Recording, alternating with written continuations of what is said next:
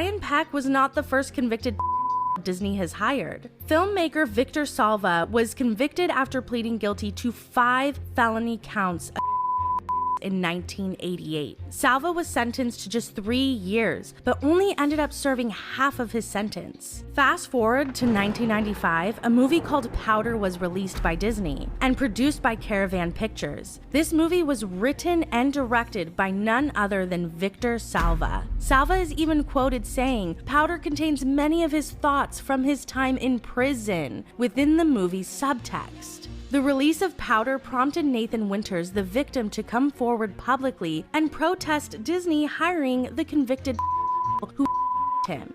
That's when Powder came out. And I was like at work one day and I got a call from my auntie and she said, and Victor wrote it and directed it, and it's got Mary Steenburgen and, you know, Jeff Goldblum and da-da-da-da. And so I'm 20 years old and I'm at work and I'm just got hit in the gut, you know, I'm just like, whoa.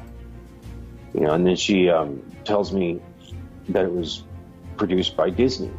So I'm sitting there and I'm thinking it took about a half an hour and I just made the decision. I'm like, well, I can't allow this. And literally, as I'm like accepting this and making that decision, I get a call from somebody from the Associated Press and it just was a powder keg. It just blew up. I mean, laying it all out there for the world to see and to know what Victor really is. The Caravan Pictures spokesperson was quoted saying he paid for his crimes, he paid his debt to society, and the Disney spokesperson said, quote, "What happened 8 years ago has nothing to do with this movie."